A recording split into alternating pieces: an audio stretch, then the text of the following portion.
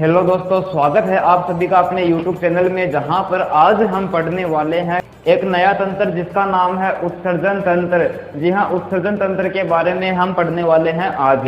दोस्तों, आप सबको पता है कि हमारे शरीर द्वारा ग्रहण की जाने वाले खाद्य सामग्री अर्थात भोजन को संपूर्ण रूप से हमारे शरीर के द्वारा अवशोषित नहीं किया जाता। कुछ अपशिष्ट पदार्थों को हमारे शरीर के बाहर उत्सर्जित कर दिया जाता है और ये उत्सर्जित पदार्थ ठोस, द्रव और गैस तीनों हो सकते हैं।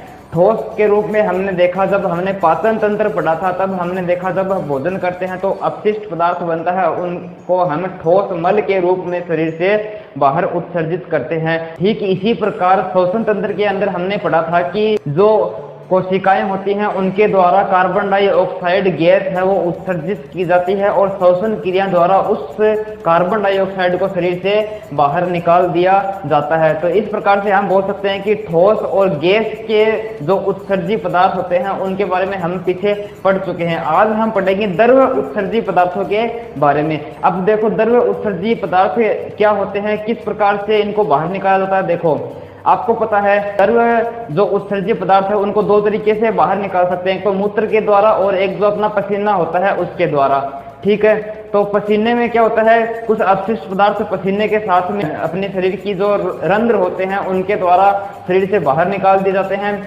लेकिन जो मूत्र के द्वारा जो द्रव पदार्थ उत्सर्जित किया जाता है उसको उत्सर्जित करने की जो क्रिया है वो थोड़ी जटिल है, तो उसके बारे में हम पढ़ने वाले हैं। तो सबसे पहले हम देखेंगे उत्सर्जन की परिभाषा देखेंगे। उत्सर्जन तंत्र के बारे में पढ़ तो रहे हैं, लेकिन उत्सर्जन कहते किसको हैं तो ये बात भी आपको पता होनी चाहिए, इसलिए हम परिभाषा देखेंगे। अपनी तो आदत ही रही है कि कोई भी अपने को टॉपिक मिले उसकी परिभाषा हम सबसे पहले देखते हैं, है ना, पोस्टमार्टम करते हैं उस सारे टॉपिक का, ताकि अपने को आराम से समझ में आए और जल्दी समझ में आ जाए, कभी भूले नहीं फिर आगे। तो देखो, उत्सर्जन किसको बोलेंगे हम। उत्सर्जन देखो, हमारे शरीर में इस प्रकार की व्यवस्था होती है कि हम जो अपशिष्ट पदार्थ होते हैं कोशिकाओं के द्वारा जो उत्सर्जित अपशिष्ट पदार्थ होते हैं उनको हम शरीर से बाहर निकालने के लिए जिस तंत्र का निर्माण हमारे शरीर के अंदर है उस तंत्र को हम क्या बोल देंगे, उत्सर्जन तंत्र बोलते हैं। या फिर सीधे उत्सर्जन की परिभाषा पूछ ले तो क्या बोलेंगे कि हमारे शरीर से अपशिष्ट को बाहर निकालना क्या कहलाएगी, उत्सर्जन कहलाएगी। और ऐसा तंत्र जिसके द्वारा हम अपशिष्ट पदार्थों को बाहर निकालते हैं उस तंत्र को हम उत्सर्जन तंत्र बोल देते हैं। तो ये परिभाषा लिख लेते हैं, शरीर की वह व्यवस्था जिसमें कोशिकाओं द्वारा उत्पन्न अपशिष्ट पदार्थों को शरीर से बाहर निकालते हैं उसको क्या कहते हैं, उसको हम बोल देते हैं उत्सर्जन तंत्र बोल देते हैं। उसको क्या बोल देते हैं, उत्सर्जन तंत्र कहलाता है। ठीक है, अब देखो ये क्या बोल रहा है, अपशिष्ट पदार्थ है। तो अपशिष्ट पदार्थ कौन से होंगे भाई हमारे शरीर के अंदर, जो हम पढ़ रहे हैं द्रव अपशिष्ट के बारे में। तो द्रव अपशिष्ट कौन कौन से होते हैं, देखो मैं बोल रहा हूँ यहाँ पे, या तो अपने शरीर में जो द्रव अपशिष्ट होते हैं उसको बोलते हैं अमोनिया, हो सकता है हमारे शरीर में अपशिष्ट पदार्थ है। और क्या हो सकता है, यूरिया हो सकता है। इसके अलावा और क्या हो सकता है, यूरिक जो अम्ल होता है ना, यूरिक अम्ल नाम सुना होगा आपने, यूरिक अम्ल। और कार्बन डाइऑक्साइड भी होती है। तो कार्बन डाइऑक्साइड को तो हमने क्या कर लिया था, श्वसन तंत्र के अंदर, किसके अंदर, श्वसन तंत्र के अंदर पढ़ लिया था। ठीक है, श्वसन तंत्र में क्या करते हैं, कार्बन डाइऑक्साइड को बाहर निकाल देते हैं। अब देखो ये जो है ना, ये तीनों के तीनों है ना, यूरिया, अमोनिया और यूरिक अम्ल, जो ये तीनों होते हैं, इन तीनों को हम उत्सर्जन तंत्र के द्वारा, किसके द्वारा, उत्सर्जन तंत्र के द्वारा क्या करते हैं, शरीर से बाहर निकालते हैं। ठीक है, कार्बन डाइऑक्साइड को हम श्वसन तंत्र के द्वारा बाहर निकाल देते हैं, लेकिन जो अमोनिया, यूरिया और यूरिक अम्ल है इनको हम उत्सर्जन तंत्र के द्वारा अपने शरीर से उत्सर्जित करते हैं। ठीक है, और जो ये उत्सर्जन तंत्र होता है ये किसके द्वारा संचालित होता है, याद रखना, वृक्क, जिसको आप किडनी बोलते हो ना, किडनी, दो अपने किडनी होती है, मतलब एक जोड़ी किडनी होती है अपने अंदर, तो उनके द्वारा ये जो संचालित होता है अपना उत्सर्जन तंत्र। तो ये इसको लिख लेते हैं। तो देखिए परिभाषा हमने देख ली। इसके बाद में हम देखते हैं कि प्राणियों में उपापचय क्रिया द्वारा क्या क्या उत्सर्जित होते हैं, हो सकते हैं अमोनिया, यूरिया, यूरिक अम्ल आदि का निर्माण होता है भाई। ठीक है, इसके बाद में क्या बोला कि इनका उत्सर्जन आवश्यक होता है ना, इनको अपने शरीर से बाहर निकालना भी जरूरी होता है। इन जो अमोनिया, यूरिया और यूरिक अम्ल है इनको, है ना, आवश्यक क्यों होता है? क्योंकि अगर इनको अपन शरीर से बाहर नहीं निकालेंगे तो ये हमारे शरीर के अंदर विष के समान कार्य करेंगे, अपने शरीर में ये नुकसान भी पहुंचा सकते हैं। ठीक है, आगे देखते हैं क्या बोला कि उत्सर्जन तंत्र जो होता है अपना, उस उत्सर्जन तंत्र के द्वारा मुख्य रूप से जो नाइट्रोजनी अपशिष्ट होते हैं ना, उन्हीं का उत्सर्जन किया जाता है। अब ये नाइट्रोजनी अपशिष्ट क्या होते हैं? तो ये जो यूरिया, अमोनिया, यूरिक अम्ल ये हैं, ये जो अपशिष्ट पदार्थ है इन्हीं को क्या बोलते हैं? हम नाइट्रोजनी अपशिष्ट बोलते हैं। तो जो उत्सर्जन तंत्र होता है उसके द्वारा मुख्य रूप से खाली जो ये अमोनिया, यूरिया, यूरिक अम्ल है, मतलब नाइट्रोजनी अपशिष्ट हैं, इन्हीं का उत्सर्जन किया जाता है ना। जिसमें जो अपनी किडनी होती है ना, वही किडनी उत्सर्जन तंत्र होता है, उसके अंदर जो किडनी होती है ये बहुत ही अहम भूमिका निभाती है, मुख्य रोल इसी का होता है, यही करती है इन अपशिष्ट पदार्थों को अपने रक्त से अलग करने का काम। क्योंकि जो अपशिष्ट पदार्थ होंगे वो रक्त में घुलकर ही तो अपने आएंगे यहाँ पर किडनी के अंदर, और रक्त में घुलकर आएंगे तो उनसे रक्त को शुद्ध कौन करेगा? फिर यहाँ पे उस रक्त से अमोनिया जो उत्सर्जित पदार्थ है उनको तो अलग कर देगा और फिर उस रक्त को शुद्ध करके आगे अपने शरीर में सप्लाई कर दिया जाता है। तो ये जो किडनी होती है ना, यही फिल्टर का काम करती है। फिल्टर को हिंदी में क्या कहते हैं? निस्पंदन कहते हैं। तो फिल्टर का काम कौन करती है? ये जो किडनी होती है यही करती है। अब जो नाइट्रोजनी अपशिष्ट कितने प्रकार के हो सकते हैं? अब ये नाइट्रोजनी अपशिष्ट मुख्य रूप से 3 प्रकार के हो सकते हैं। 3 प्रकार के कौन कौन से? अमोनिया है, यूरिया है और यूरिक अम्ल है। अब देखो भाई, समझने लायक बात यह है कि 3 प्रकार के अपशिष्ट हैं और इन अपशिष्ट का उत्सर्जन करेंगे कोई न कोई तो जीव जरूर करेगा, लेकिन कौन सा जीव अमोनिया का उत्सर्जन करेगा, कौन सा जीव यूरिया और कौन सा जीव यूरिक अम्ल का उत्सर्जन करता है? तो ये देखते हैं। तो ये जो अमोनिया है इसका उत्सर्जन कौन करता है? इसका उत्सर्जन जो उभयचर प्राणी होते हैं वो अमोनिया का उत्सर्जन करते हैं। मतलब जो शरीर के अंदर जो द्रव अपशिष्ट होता है उस द्रव अपशिष्ट का नाम अपन अमोनिया बोल सकते हैं। ठीक, तो ये जो अमोनिया है इसका उत्सर्जन कौन करते हैं? जो उभयचर प्राणी होते हैं, जो जलीय कीट जो होते हैं ना, वो सभी क्या करते हैं? अमोनिया का उत्सर्जन करते हैं। और इस क्रिया को, जो अमोनिया का उत्सर्जन है, इस क्रिया को क्या बोलते हैं? अमोनियोत्सर्जन। क्या बोलते हैं?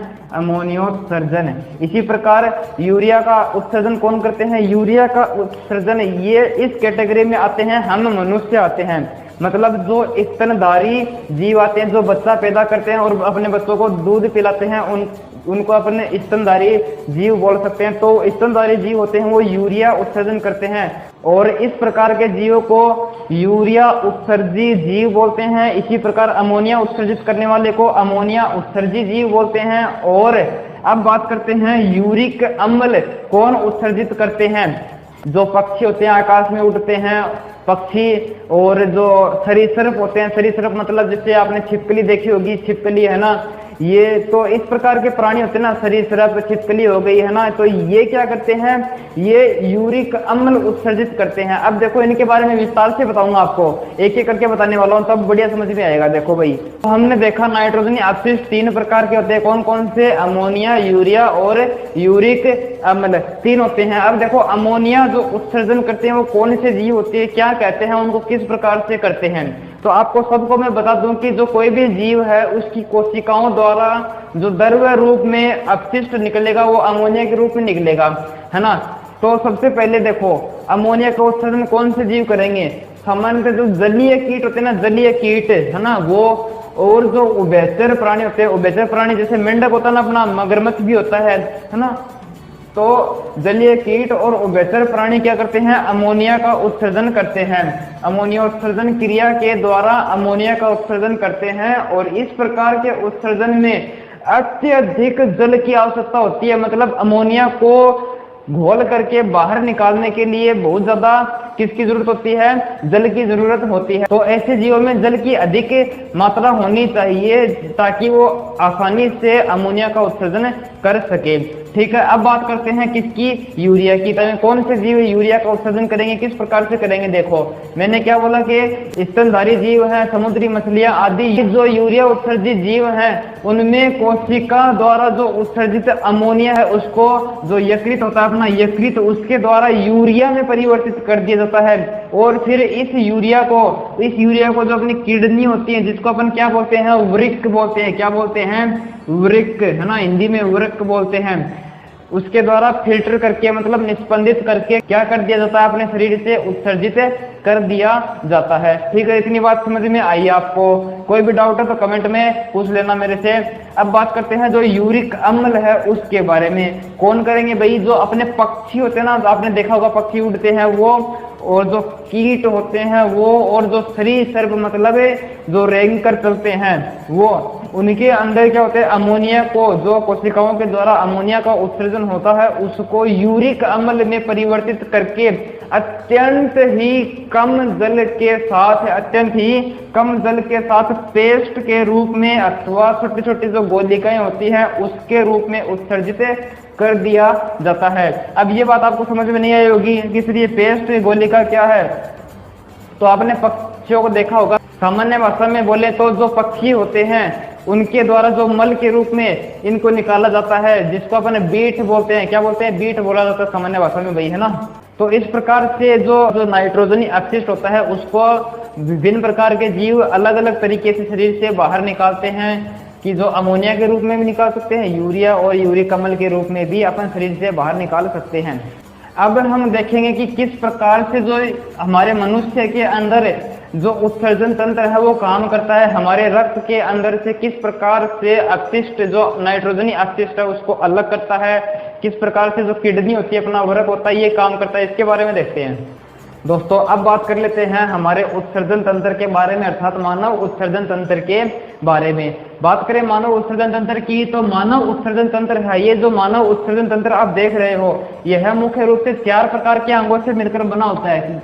तो 4 अंग कौन कौन से हैं, अपनी जो किडनी है पहला अंग, दूसरा अपना मूत्राशय हो गया जहाँ पर मूत्र इकट्ठा होता है, टंकी जैसे होती है, थैलीनुमा आकार होता है। तीसरा अपना होता है मूत्र वाहिनी, मतलब रक्त से जो अपनी किडनी होती है वहां से फिल्टर होगा मूत्र और फिर आकर इकट्ठा हो जाएगा मूत्राशय के अंदर, और किसके द्वारा आएगा, मूत्र वाहिनियों के द्वारा, है ना। और जो लास्ट में अंतिम रूप से जो चौथा अंग है वो है मूत्र मार्ग, जहां पर अंतिम रूप से मूत्र का उत्सर्जन कर दिया जाता है, हमारे शरीर से बाहर निकाल दिया जाता है। इसको सबसे पहले हम बात करते हैं अपने जो मुख्य अंग है उत्सर्जन तंत्र का, बहुत ही महत्वपूर्ण अंग है उसके बारे में। वो कौन सा है, जो अपनी किडनी है वो। तो किडनी के बारे में देखते हैं सबसे पहले। किडनी क्या होती है, यह एक जोड़ी होता है, एक जोड़ी मतलब 2 किडनी पाई जाती है हमारे शरीर के अंदर। और क्या होती है, सेम के बीज के आकार का, ये देखो सेम के बीज आप देख रहे होंगे, तो सेम के बीज के जैसे होता है, उसी आकार के होते हैं। और भूरे रंग का अंग होता है, मतलब इसका रंग कैसा होता है, भूरे रंग का होता है। वृक्क क्या करता है, यह लगभग 70 से 80% जो तरल अपशिष्ट होता है, तरल अपशिष्ट मतलब तरल को कैसे कैसे निकाल सकते हैं, तरल अपशिष्ट को अपन पसीने के रूप में निकालते हैं ना, अपशिष्ट ही होता है वो, तो पसीने के रूप में निकाल देते हैं कुछ तरल अपशिष्ट को। और अधिकांश जो तरल अपशिष्ट है उसको हमें मूत्र के रूप में अर्थात यूरिया उत्सर्जन जिसको अपन बोलते हैं उसके द्वारा निकालते हैं। तो जो किडनी होती है वह लगभग 70 से 80% तरल अपशिष्ट को अपने शरीर से क्या करती है, बाहर निकाल देती है। अच्छा आगे देखते हैं, तो आगे वृक्क के बारे में। और क्या है, शरीर में स्रावित समस्त रसों का नियंत्रण कौन करता है, ये अपना वृक्क अर्थात किडनी करता है। ठीक है, आगे देखो ये स्थित कहाँ पे होता है अपने शरीर के अंदर, कहाँ पे स्थित होता है भाई ये। तो स्थिति देखें तो यह है अपने उदर गुहा में, मतलब जो अपनी पसलियां है इसके नीचे उदर गुहा में, मतलब इस भाग में पीठ की ओर, मतलब पीठ की ओर अंदर की ओर स्थित होता है और अपने अमाशय के नीचे स्थित होता है। ठीक है, अच्छा आगे देखो, पहले आप डायग्राम देखो, ये इस डायग्राम में आपको दिखाई दे रहा होगा कि जो ये जो नलिकाएं हैं ये अपने वृक्क में प्रवेश कर रही हैं। तो जो मूत्र नलिकाएं हैं और तंत्रिकाएं हैं, रक्त नलिकाएं हैं, इनको वरक में प्रवेश करने के लिए एक पाइप के जैसी एक आकृति आपको दिखाई दे रही होगी। तो इसको क्या बोलते हैं? हम इसको अपन बोलते हैं हाइलम बोलते हैं। जो आपको पाइप की जैसी आकृति है, इसी के अंदर से होकर के मूत्र नलिकाएं और रक्त नलिकाएं, तंत्रिकाएं इसी के अंदर से होकर अपने वरक में प्रवेश करती हैं। तो इसको क्या बोलते हैं? हाइलम बोलते हैं। ठीक है, हाइलम समझ में आ गया क्या होता है? तो अब आगे देखिए क्या बोल देंगे हम कि जो हमारी मूत्र नलिका है और जो तंत्रिकाएं हैं और साथ में जो रक्त नलिकाएं हैं वो किसके द्वारा भाई? हाइलम के द्वारा अपने वरक के अंदर प्रवेश करती हैं। ठीक है, देखो भाई ये जो टॉपिक है ना, यहाँ से प्रत्येक लाइन से क्वेश्चन बन सकता है। तो इसको आप ध्यान से पढ़िए, एकदम ध्यान लगा के इसको देखिए, पढ़िए, समझिए। अब देखो, जो एक बात मैं और बता दूं आपको कि जो प्रत्येक वरक मतलब किडनी 2 भागों से बना होता है, भागों से मिलकर बना होता है, 2 भागों से मिलकर बना होता है। अब ये 2 भाग कौन कौन से हैं भाई? देखो, कौन क्या नाम बताएंगे इसका? 2 भागों में से पहले का नाम क्या हो जाएगा? पहले का नाम हो जाएगा वलकुट तथा दूसरे का नाम हो जाएगा मध्यांश। 2 भाग होते हैं। आप डायग्राम के अंदर देखिए, जो वलकुट होता है वो इसका बाहरी भाग होता है ना, और मध्यांश इसका आंतरिक भाग होता है ना। तो वलकुट और मध्यांश आपको समझ में आ गए कि जो अपनी किडनी होती है उसका बाहरी जो भाग होता है उसको वलकुट बोल देते हैं और आंतरिक भाग को मध्यांश बोल देते हैं। और क्या बोल सकता हूं मैं कि जो प्रत्येक अपना वरक होता है, प्रत्येक वरक अथवा किडनी बहुत सी मतलब लाखों जो उत्सर्जन इकाई होती है उनसे मिलकर बना होता है। तो क्या बोलेंगे? प्रत्येक वरक लाखों उत्सर्जन इकाइयों से मिलकर बना होता है भाई।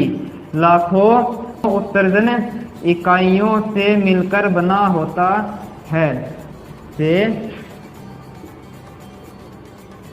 मिलकर बना होता है, जिन्हें हम क्या बोल देते हैं? जिन्हें पता है क्या आपको? जिन्हें नेफ्रॉन बोलते हैं। क्या बोलते हैं? नेफ्रॉन कहते हैं। अब नेफ्रॉन का दूसरा नाम क्या है पता है क्या आपको? नेफ्रॉन को हम क्या बोल देते हैं? वृक्काणु। इसका दूसरा नाम है भाई, क्या है? वृक्काणु। नेफ्रॉन का दूसरा नाम भी है।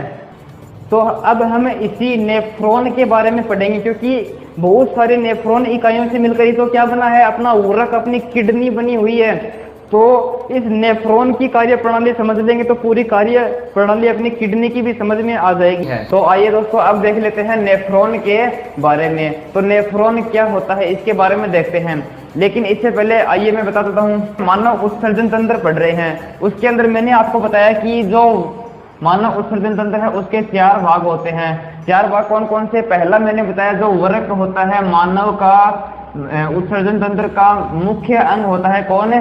जो ये वरक है ये। ठीक है, दूसरा भाग मैंने दूसरा अंग कौन सा बताया? मूत्र नलिका। तीसरा मूत्राशय और चौथा मूत्र मार्ग। ये 4 प्रकार के अंगों से अपना उत्सर्जन तंत्र मिलकर बना होता है। लेकिन जो वरक है उसके अंदर वो बहुत सारे लाखों छोटी छोटी नेफ्रॉन इकाइयों से मिलकर बना होता है। अब ये नेफ्रॉन क्या होता है इसके बारे में देखना पड़ेगा अपने को। तो देखिए, नेफ्रॉन का मैं बताता हूँ कि जो प्रत्येक नेफ्रॉन है उसके कितने भाग होते हैं? 2 भाग होते हैं। कितने भाग होते हैं? 2 भाग होते हैं। कौन कौन से होते हैं भाई? 2 भाग। 2 भाग देखो, एक तो होता है बोमन संपुट और दूसरा होता है वरक नलिका। अब देखो बोमन संपुट के बारे में देखते हैं सबसे पहले। तो ये जो बोमन संपुट ना, यह नेफ्रॉन का ऊपरी भाग होता है। पहले आप डायग्राम देखो, नेफ्रॉन की संरचना आपको दिखाई दे रही है। नेफ्रॉन के अंदर आपको जो ये गोलाकार भाग दिखाई दे रहा है, ये गोलाकार भाग क्या है? ये है अपना बोमन संपुट है, जिसके अंदर आपको ये रेशे से दिखाई देना, रेशेदार संरचना दिखाई दे रही है गोलाकार। ये है बोमन संपुट। और इसके जो नीचे की ये जो नलिका है, ये नलिका क्या है? अपनी रक्त नलिका है। ठीक है, अब देखते हैं इसके बारे में कि क्या होता है इसके अंदर। तो जो नेफ्रॉन होता है इसका ऊपरी भाग में क्या होता है? कप के नुमा थैला होता है। कप के नुमा थैला होता है मतलब गोलाकार कप जैसा होता है, जिसमें क्या होता है? जिसमें शाखा अभिवाह धमनियां, नाम याद रखना क्या? शाखा अभिवाह धमनियां, उनकी जो कोशिकाएं होती है उनका गुच्छा पाया जाता है। क्या पाया जाता है भाई? ध्यान से देखो एक बार वापस कि जो नेफ्रॉन के ऊपरी भाग में कपनुमा थैला होता है कौन है, बोमन संपुट, जिसमें शाखा अभिवाह धमनियों की कोशिकाओं का गुच्छा पाया जाता है, जिसको हम क्या बोल सकते हैं, ग्लोमेरुलस बोल सकते हैं। क्या बोल सकते हैं, ग्लोमेरुलस। ठीक है, नाम याद रख लेना। तो ग्लोमेरुलस के बारे में देखते हैं। इससे पहले आप ये देखिए वृक्क धमनी और वृक्क शिरा, इसके बारे में देखते हैं। मतलब जो ये आप गुच्छे जैसी संरचना देख रहे हो, ये एक नलिका है मान लो, है ना। तो इसके अंदर अशुद्ध रक्त को लाने के लिए जो नलिका होगी उसको हम वृक्क धमनी बोलते हैं। और जब रक्त फिल्टर हो जाएगा और उसके बाद में उसको बाहर निकाला जाएगा, तब उसको बाहर निकालने के लिए जो नलिका होती है ना, उस नलिका को बोलते हैं वृक्क शिरा। अब देखो ये, अब देखते हैं ग्लोमेरुलस के बारे में। तो ग्लोमेरुलस का एक शिरा वृक्क धमनी से जुड़ा होता है, जो अशुद्ध रक्त को लाती है उसको क्या बोलते हैं, वृक्क धमनी से, तथा दूसरा शिरा वृक्क शिरा से जुड़ा होता है। वृक्क शिरा क्या होती है, जो अशुद्ध रक्त को ले जाती है बाहर की ओर, है ना। अब देखो नेफ्रॉन का दूसरा भाग क्या है, नेफ्रॉन का दूसरा भाग है वृक्क नलिका। अब वृक्क नलिका क्या होती है, काम क्या होता है, देखो कहाँ पे स्थित होती है। तो यह है बोमन संपुट के नीचे स्थित एक नलिका है, जिसका क्या दूसरा हिस्सा, है ना, इस नलिका का दूसरा हिस्सा किससे जुड़ा होता है, अपनी मूत्र नलिका से जुड़ा होता है। भाई एक सिरा तो किससे जुड़ा हो गया, इस बोमन संपुट से, और दूसरा सिरा आकर के कहाँ जुड़ जाएगा, मूत्र नलिका में जुड़ जाएगा। ठीक है, और मूत्र नलिका आगे फिर चली जाएगी मूत्राशय में, ये पढ़ेंगे। तो क्या बोला मैंने कि यह बोमन संपुट के नीचे स्थित एक नलिका है, जिसका दूसरा हिस्सा मूत्र नलिका से जुड़ा रहता है। और देखो इसके जो ये नलिका है, इसके मध्य भाग में देखो, नीचे देखो आप, क्या दिखाई दे रहा है आपको, ये यू आकार की नलिका दिख रही है ना। मतलब अपने हेयर लड़कियां लगाती है ना, हेयर के अंदर पिल लगाती है, ये जो नलिका है नीचे की तरफ, इसको क्या बोलते हैं, इस लूप को क्या बोलते हैं, हेनले लूप बोलते हैं। इसके मध्य भाग में क्या होता है, हेनले लूप पाया जाता है। हेनले लूप याद रख लेना आप। अपना उत्सर्जन तंत्र का एक भाग कंप्लीट हो गया, जिसको अपन वृक्क बोलते हैं, वो कंप्लीट हो गया। दूसरा भाग देते हैं मूत्र नलिका। तो मूत्र नलिका क्या होती है, देखो जो प्रत्येक वृक्क होता है, 2 वृक्क होते हैं, प्रत्येक वृक्क से एक मूत्र नलिका निकलती है, जो कहाँ पे खुलती है, मूत्राशय में खुलती है। तो लिख लें इस बात को, क्या बोलेंगे कि प्रत्येक वृक्क से, अपने कितने वृक्क होते हैं, 2 वृक्क होते हैं। तो प्रत्येक वृक्क से एक मूत्र नलिका, क्या मूत्र नलिका निकलती है। ठीक है, अच्छा, मूत्र नलिका निकलती है, जो क्या करती है, जो मूत्र को कहाँ पर ले जाती है, जो मूत्र को मूत्राशय तक पहुँचाती है। कहाँ तक, मूत्राशय तक ले जाती है। ठीक है, ये तो सिंपल सी बात है, सबको पता है इनके बारे में। तो अच्छा, अब मूत्राशय क्या होता है, इसमें क्या बोल सकता हूँ कि वह अंग जो मूत्र को इकट्ठा करता है। क्या बोलेंगे, वह अंग जो मूत्र को क्या करता है, इकट्ठा करता है, संग्रहित करता है। क्या करता है, संग्रहित करता है। अच्छा, इसकी खास बात क्या होती है भाई मूत्राशय की, हम बोल सकते हैं कि यह मूत्र की मात्रा के अनुसार, यह मूत्र की मात्रा के अनुसार क्या हो सकता है, फैल सकता है ना, फैल सकता है, या फिर बड़ा हो सकता है, बड़ा हो जाता है। ठीक है, ये खास बात है भाई, जितना मूत्र आएगा उतने उसी के हिसाब से अपने आकार को बड़ा करता जाएगा। लेकिन इसकी भी क्षमता होती है, कैपेसिटी होती है, उतना ही ये बड़ा हो सकता है, इसके बाद में बड़ा नहीं हो सकता। इसके बाद में क्या होगा, अपने को संकेत मिलेगा केंद्रीय तंत्रिका तंत्र के द्वारा, मूत्र त्यागने की इच्छा होगी, है ना। और फिर इसके अंदर जो मूत्राशय की दीवारें हैं, इसकी जो पेशियां हैं, दाब लगा करके क्या कर देगी, मूत्र को मूत्र मार्ग की ओर प्रेषित करेगी, है ना। और फिर क्या करेंगे, जो ये मूत्र मार्ग है, इसके द्वारा अंतिम रूप से मूत्र का उत्सर्जन कर दिया जाता है। मूत्र का अंतिम रूप से, क्या बोलेंगे कि मूत्र का अंतिम रूप से उत्सर्जन इस अंग के द्वारा होता है। क्या बोलेंगे कि इस अंग के द्वारा होता है। तो ये अपना क्या हो गया, अपना उत्सर्जन तंत्र हो गया। लेकिन आप बोलोगे कि सर आपने अंगों के बारे में तो बता दिया, लेकिन मूत्र निर्माण कैसे होता है उसके बारे में तो नहीं बताया। तो आइए अब हम पढ़ते हैं मूत्र निर्माण के बारे में। तो दोस्तों, ये जो मूत्र निर्माण है, ये मुख्यतः 3 चरणों में संपन्न होता है। अब ये 3 चरण कौन कौन से हैं, 3 चरण हैं। तीन चरण कौन से हैं? पहला हो गया गुच्छीय निस्पंदन, मतलब जो अपना बोमन संपुट है वहां पर इसका निस्पंदन मतलब फिल्टर होगा वहां पे। इसके बाद में होता है इसका पुनः अवशोषण, मतलब जो अपनी वरक नलिका होती है, बोमन संपुट के नीचे जो वरक नलिका होती है वहां पर इसका पुनः अवशोषण का कार्य संपन्न होता है। जब अधिक मात्रा में मूत्र इकट्ठा हो जाता है तो उसको मूत्र नलिका के द्वारा उत्सर्जित कर दिया जाता है ना। तो इस प्रकार से तीन चरणों में संपन्न होता है। तो आइए एक एक करके मैं आपको बता देता हूँ। सबसे पहले देखो, आपको पता है कि जो रक्त होता है, जो वरक के अंदर रक्त आता है वो अशुद्ध रक्त होता है। उसके अंदर अपशिष्ट पदार्थ जैसे यूरिया, अमोनिया, है ना, ये सब होते हैं, तो उसको फिल्टर करते हैं।